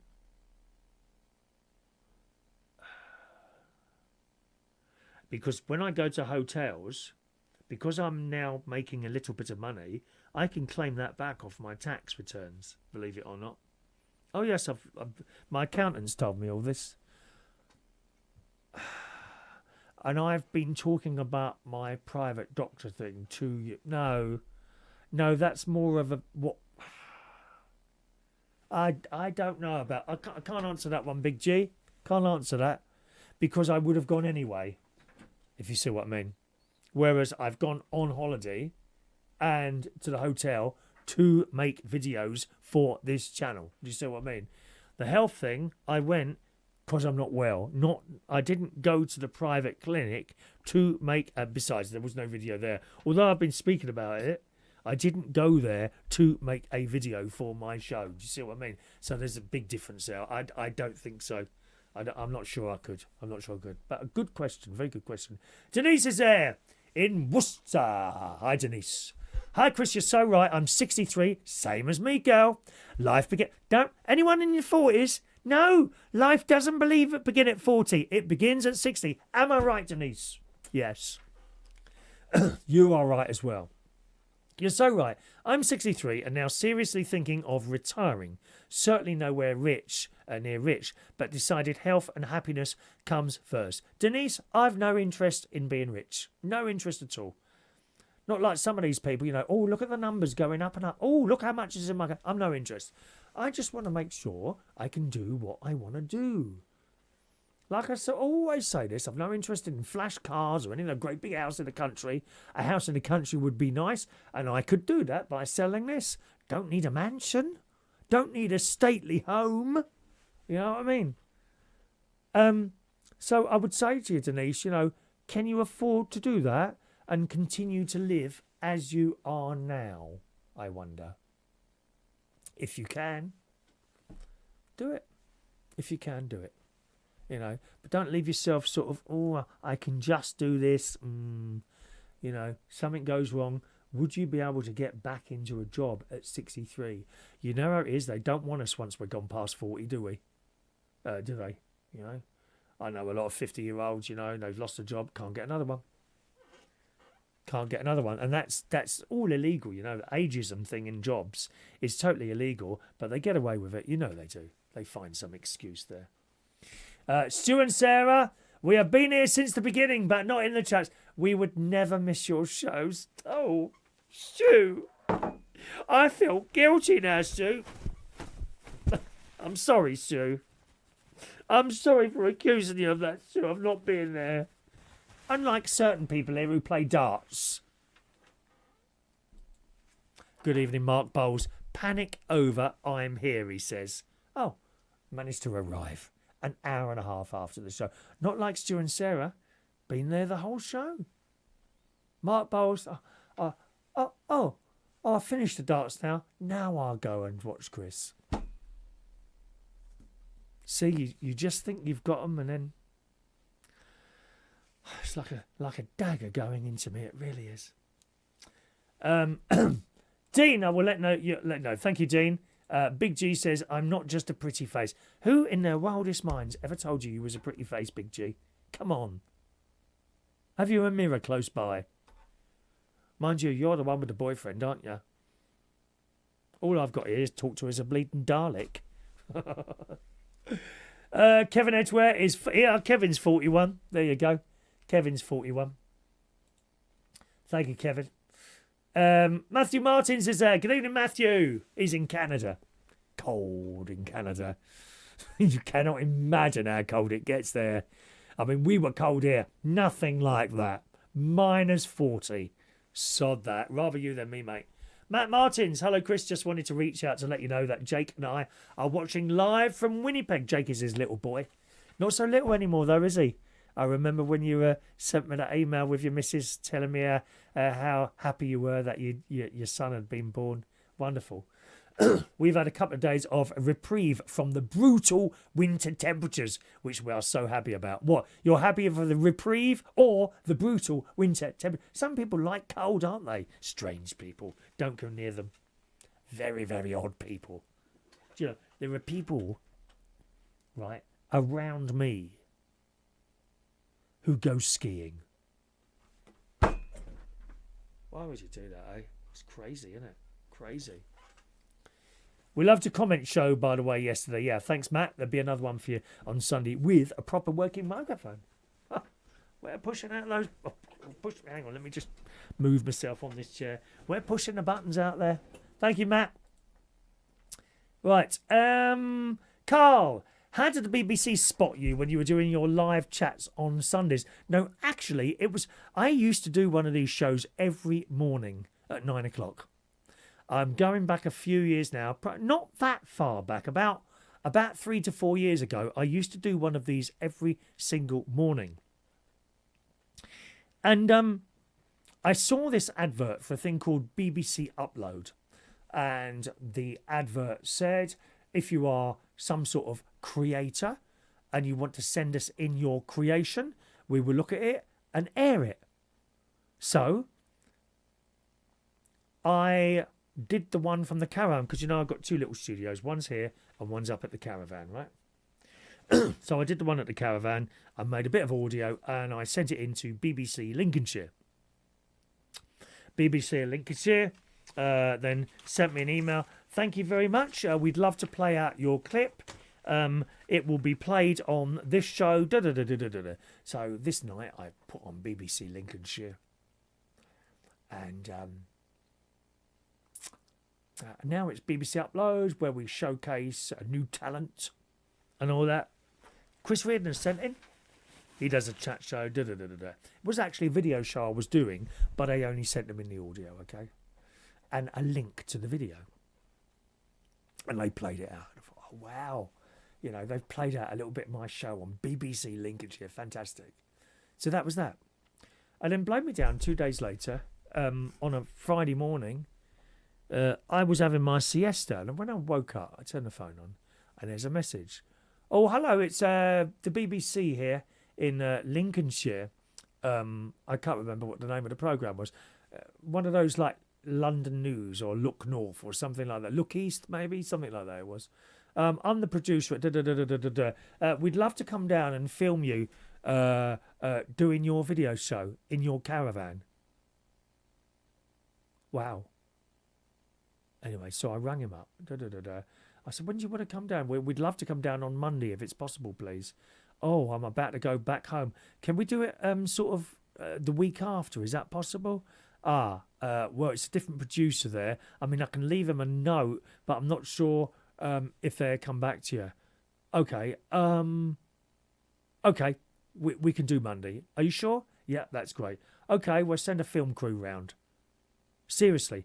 And the reporter came, a delightful lady, very bubbly, and a bloke with a camera, and they filmed me doing my little show. And it went out on BBC North, sorry, Central Midlands. I can't remember what one that's called now. Yeah. Actually, Mike Rees-Ponto, who's with us tonight, has that video clip of me on the telly. And so they came round. They were there for hours. I mean, hours. And then when it went on the telly, it was 2 minutes long. Now, that doesn't sound long, but that's kind of the longest that they give a story on a news program. 2 minutes on the regional news magazine type things. 2 minutes. So that night I knew it was on between 6 and 7, and I rushed round to my sister's house, and we had it on the telly, and it was the last story of the night. We didn't know when it was coming on, and then it came on. I thought, oh my God, look there. Anyway, so we sat there watching my 2 minutes of fame on the BBC, and I thought at that point someone would see it, someone of great importance would see it and think, oh, well, this bloke's all right. Maybe we can give him a little quiz show or something like that. I really thought that would happen, but it didn't. The only I got a phone call from this bloke who gets the people who want to go on that. Who's that judge bloke? Judge Rinder. And he rang up. Oh, I've seen your video. I think you're very, very good, and you could be on Judge Rinder. Oh, right. What would I do? Well, have you ever had an argument with someone or something like that? Well, not really. Well, with a mate or something. No, not really. Well, if you think of one, let us know. Anyway, I put the phone down and I thought, that's not not really what I wanted to do. I didn't want to be a quick thing on there. I just thought someone would see me and thought, he might be good at a show and maybe give a pilot to do. But it didn't happen. And also, the weird thing is, it didn't really make much difference on the YouTube thing either. The numbers, they went up, but not anything like what you would think. It wasn't 100. Funny, innit? And yet that little video in Future Ventura, hundreds of people joined us from that. Isn't it a weird thing? I just don't think, and it's sad in a way, I just don't think mainstream telly is as important as it used to be to the grand scheme of things now. Everyone's kind of a little bit's gone there and a little bit's gone from there. You keep having these little bits break off. There's nothing left in the end, is there? Like eating a blooming sweet, bite a bit. Oh, there's only half left now. I think there's less than half of the BBC or ITV audience there now, aren't there? Everyone's off to Netflix and Apple Music and what's the other one? The Amazon thing and all these other different things. But it didn't happen. And, oh well, you had your shot and that's it. That was it. If I could do a show, if someone comes to me over, you can do a show. What show do you fancy doing? Generation Game. I'd love to do the Generation Game. I think I could have such a laugh, and I think I could give people a laugh as well. I'd have to be taught a little bit, I suppose. But you see, the problem with television, and I've mentioned this before, you've got the same 8 celebrities doing every damn programme, and I'm sick to death of seeing the same faces. Even the hugely talented one. I'm a big fan of Bradley Walsh, but he's on everything now, and you get fed up seeing him. At least he's fairly natural. Some of them on there are so wooden and fake. And when the auto cue doesn't work, that's it. They're finished, mate. They can't make it up as it goes along. And we should have different people on the telly programmes. Whatever happened to the thing, when we were kids, certainly the lady who's 63 there, when we were kids, it was one person, one show. You'd see Bruce Forsyth once a week on a Saturday night, wouldn't you? Do you see what I mean? Now, it's the same 8 people on all the channels. I mean, how does that even work? You used to have BBC stars and ITV stars. Now, they're all over the bleeding place. Crazy. At least we've got a bit of a rest from Holly Willoughby at the moment, haven't we? We could do with a rest from that Alison as well. Alison, I can't think of her second name now. She's nice enough, but how many times do we want to see her on the telly? Mark Bowles, bet I haven't missed anything exciting. Well, I might have taken off my clothes, Mark. That would have been exciting for you, wouldn't it? Eh? Show your ex-girlfriend a picture of me and you on a beach somewhere in each other's arms. That'll upset her, mate. Let me know. Zoe. Zoe also has been here since the beginning tonight. She wouldn't miss any of the shows. Thank you, Zoe. She's always there for the radio show as well, aren't you, love? Each and every morning. Thank you very much. Big G. Big G's sorry to go on, but private health insurance is probably the way to go rather than paying per visit at your age, love. No, I'm afraid not, Big G, because anything that is existing isn't covered. The big bit of news I had 15 years ago, which I've never told you about, and I'm not going to now. I had a bit of big news about 15 years ago, and I then went in to see my special doctor, who I see twice a year with this particular thing. It's a little blood thing going on. Okay? And I said, look, well, I've got this private. He said, no, you might as well cancel it. I said, why? He said, because whatever happens now, they will use that to try and wriggle out of it. So cancel it. So I did. And to go back in now, you know, at my age, plenty of you around my age there, and you get this ever-increasing list of ailments, don't you? You know what I mean? Go on your NHS app. Well, don't. Actually, don't. It'll frighten you. This ever-increasing list. Something of which my sister doesn't have. She got nothing wrong. She don't take any pills or anything. Nothing. Now and again, she sneezes. Achoo! That's about it. But my list is, something gets added now and again. And none of those things would be covered now, Big G. You see, you can't go back in again.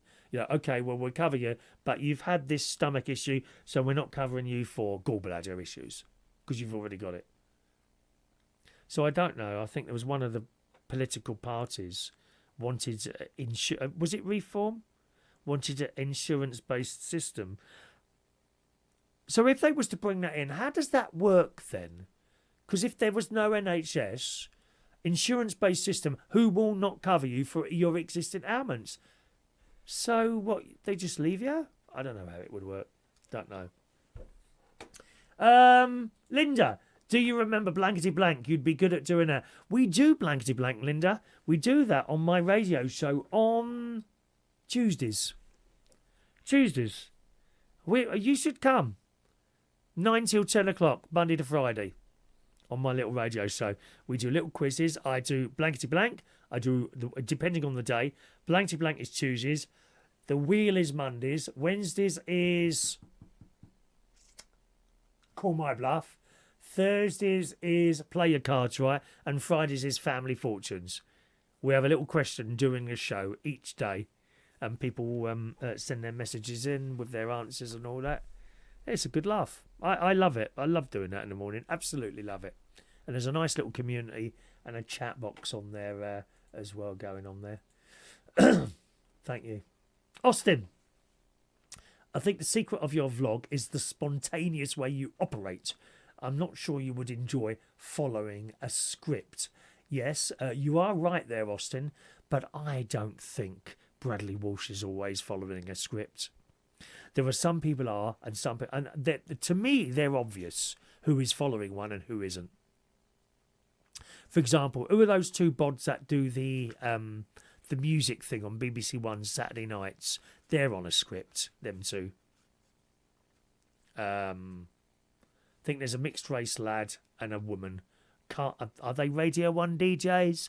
I'm not quite... No, one's in that thing, JLS. He was in JLS, wasn't he? Isn't he a host of some music thing on BBC One? And it's so scripted. So scripted. Terry Wogan, he wasn't scripted. Parkinson, not scripted. It seems to be a modern thing that someone's got to type out... Not type out, you know what I mean. Type out the show and then you've got to just read it on there, word for word. I mean, how boring... I might as well be stacking shelves in Tesco's. Mightn't I? I want some interest to myself, you know, the excitement of going out. Oh, I know him. Don't really bother me that. I want to be something interesting. And sitting here doing this is very interesting. I've got to keep going. I can't fall back on someone. About the only thing I could do is if I had a sudden IBS thing, which I'd say, oh, I'm going to have a little bit of a break now, be back in a minute, and I can put some music on. But that's the only fallback I've got. You know, in a TV studio, these presenters, something goes wrong, that's it, they can't cope. Some people, Bradley Walsh, he'd fly. He would fly. He wouldn't have a problem at all. You know, Ben Shepherd, not so sure about that. You know, bit wooden. Fake. I'm sorry, fake. I'm sure he's got his fans out there. Actually, who's the one I'm not keen on? What's his name? The East End boy. Danny Dalis? Danny Dyer. Actually, to be fair to him, I think if something went wrong, he could probably still carry on. He's just not my cup of tea. You know, we've all got our favourites, haven't we? One of my favourites is Mark Bowles, and he's not even on the telly. Unbelievable, isn't it? Oh, dear. So, thank you for that, Austin, there. Carl says the Generation game with Larry Grayson was good. It was fantastic, the Generation game. Carl says, just think it was on the BBC. Now you're famous. Oh, you're joking, aren't you? 2 minutes on a local news programme. They won't even remember now. Although that being said, I was using the swimming pool at Boston the day after, and I go there. It's closed at the moment for a massive refurbishment, which has taken a year. But I went in there the next morning, and this bloke I always, hello mate, that's basically it. That's generally the conversation in a male swimming pool or gym chat. All right, mate, that's about it. That's what you usually get. He said, hello mate, was you on the telly last night? I said, yeah, that was me.